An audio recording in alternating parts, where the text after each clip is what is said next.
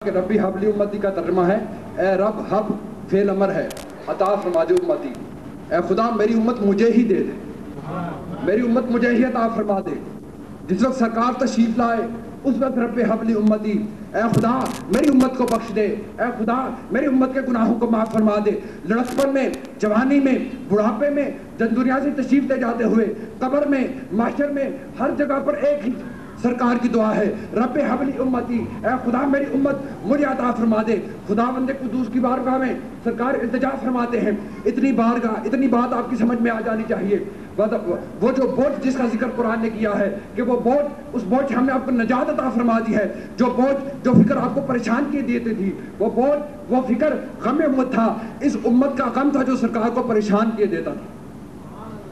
اب اس کا بوجھ کیسے ہلکا کیا، کہاں ہلکا کیا، اس کا ذکر ہے قرآن میں۔ حضور مفکر اسلام کا فیضان بیان کرتے ہیں، سرکار نے التجا کیا خداوند قدوس میری امت کے لیے آسانی فرمائیے۔ کہا پیارے اس طرح کرتے ہیں، پہلی امتوں میں جو گناہ کرتا تھا اس کے دروازے پہ لکھ دیا جاتا تھا، پرنٹ ہو جاتا تھا، فلاں بن فلاں نے یہ گناہ کیا ہے، اس ترتیب کے ساتھ۔ اے محبوب تیری امت کی پردہ پوشی کرتے ہیں، گناہ کر بھی لیں گے پردے میں رہنے دیں گے، کسی کی دروازے پہ لکھا نہیں جائے گا۔ اے خداوند قدوس، اے خدا بڑی عنایت ہے، بڑی نوازش ہے، لیکن دنیا میں رسوائی نہ صحیح، قیامت میں تو رسوائی ہوگی۔ کہا پیارے اس طرح کر لیتے ہیں، اگر تیرا کوئی امتی ایک نیکی کرے گا ہم اس کو 10 کا ثواب دے دیں گے۔ کہا خداوند قدوس بڑی عنایت ہے، لیکن کچھ مزید عنایت فرمائیے۔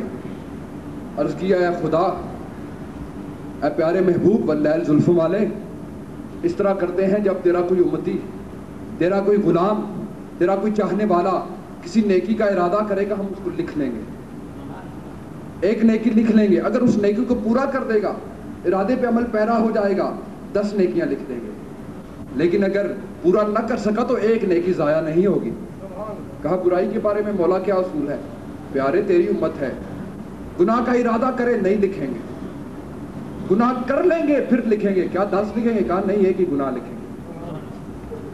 مولا بڑی عنایت ہے، بڑی نوازش ہے، کچھ مزید عنایت فرمائیے۔ کہا پیارے تیرا امتی نمازیں 5 پڑھے گا ثواب 50 کا عطا فرمائیں گے۔ مولا 5 پڑھنے والے بھی تو کم ہوں گے۔ کہا پیارے اس طرح کرتے ہیں، جو مدینہ شریف میں جا کے سجدہ کرے گا ایک سجدے کا ثواب 50,000 سجدوں کے برابر، جو مکہ شریف میں جا کے سجدہ کرے گا ایک سجدے کا ثواب 1,00,000 سجدے کے برابر۔ کہا مولا یہ سعادت بھی اسے حاصل ہوگی جو مکے میں جائے گا، جو مدینے میں جائے گا، میرے غریب امتیوں کے لیے بھی کچھ فرمائیے۔ اے مولا پرانی امتوں کے لوگ، پچھلی امتوں کے لوگ بڑے بڑے طویل العمر ہوتے تھے، کئی 100 سال ان کی عمر ہوتی تھی، لیکن میرے امتی بہت کمزور ہیں، 60 70 80 سال سے زیادہ عمر کسی کی نہیں۔ کہا پیارے اس طرح کرتے ہیں، انا انزلناہ فی لیلۃ القدر وما ادراک ما لیلۃ القدر لیلۃ القدر خیر من 1000 شہر۔ آپ کی امت کو ایک ایسی رات عطا فرما دیتے ہیں، ایک ایسی رات عنایت کر دیتے ہیں جو ایک رات 1000 مہینے سے افضل ہے۔ کہا خداوند قدوس بات ابھی بھی نہیں بنی، ربی حبلی امتی، میں اپنی امت کے لیے پریشان، میں اپنی امت کے لیے پشیمان۔ کہا ہے محبوب یہ سب کچھ عطا فرما دیا تجھے، یہ سب کچھ عنایت کر دیا تجھے، اب بھی تیرے دل کی تشفی نہیں ہوئی، اب بھی تیرے دل کی تسکین نہیں۔ ایسا کرتے ہیں اے محبوب نیکیوں گناہوں کو رہنے دے، ثواب عذاب کو رہنے دے، سجود و رکوع کو رہنے دے، عذاب ثواب کو رہنے دے، اچھائی برائی کو رہنے دے، سب باتوں کو پیچھے رہنے دے، حساب کتاب کو پیچھے رہنے دے۔